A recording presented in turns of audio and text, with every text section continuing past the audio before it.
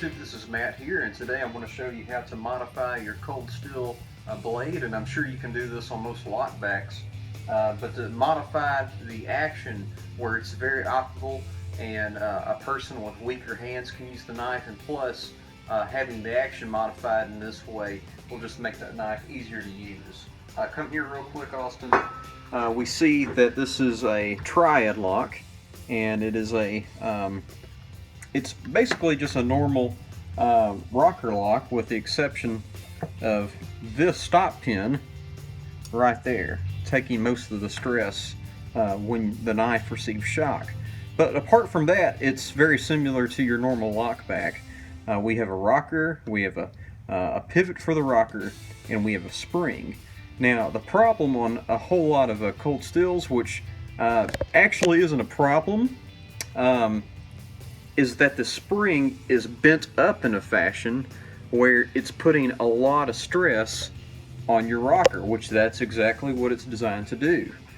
I've noticed with my brother's large Espada, the 5.5-inch Espada, the really nice one with the polished aluminum and G10, that the spring actually depresses quite easily, okay? And so it just goes to show that although it's not a horrible thing to have a spring that has a whole lot of tension, but the spring holding the rocker, pressing down into the opening, we'll see here. Here it goes. And I don't have the pivot in, so it might be a little weird. And we have a lot of play because that pivot isn't there. But the strength of the spring isn't necessarily adding a whole lot of strength to how the lock functions, although it's probably not a bad thing. So with that, I'll simply depress that,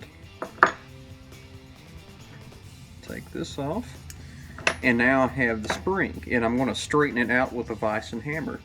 But our goal is to have an action that functions like this. You can drop it, you can flick it out, and it functions a lot like the Voyagers that come from the factory this smooth.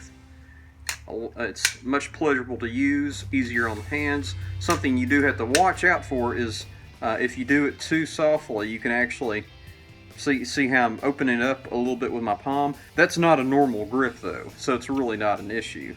But that's our goal with this 4-inch holdout. So this, see how, another thing too, this one's from the factory, the 6-inch holdout. Perfect action. Very fast, very easy to use. And that's how it came from the factory. So let's see what we can do with the vise so you can cut the film. Alright guys, we have our vise, we have our rocker spring in place. Now you just get a ball peen hammer. Preferably one that's a little bit smaller than this, but it's okay. And you just want to lightly tap it. Before I start doing this, companies generally don't want you modifying your blades. Cold steel, this probably does void the warranty. Spyderco, if you take your knife apart, you're screwed. Emerson, you're okay. Benchmade, I'm not totally sure, but generally speaking, companies don't want you to do this. But this is my knife. I'm okay. I'm confident that I can fix it, and Cold Steel's taken care of me in the past, so I'm confident with my modification, and this is just something you have to choose on what you want to do. But just some light taps.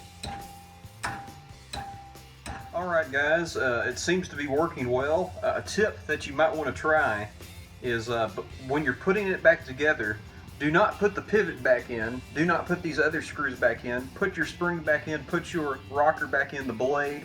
Oil it up a little bit. It's always a good time to clean and oil your blade at this point. And I find that we have a perfect action now. If I didn't have a perfect action, I would just have to simply peel up this piece of G10, remove my parts, and go back. I wouldn't have to unscrew it. So now that things seem to be okay, let's put the hardware back in and see if I'm right.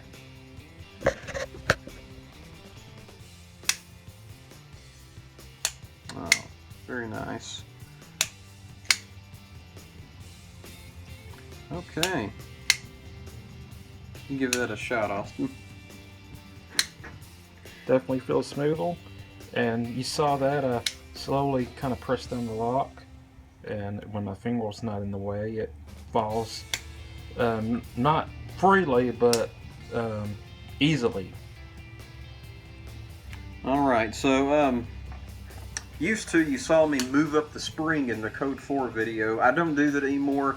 I kind of felt like that was a bad idea because there's a possibility your spring could fall out, although I've never had that happen.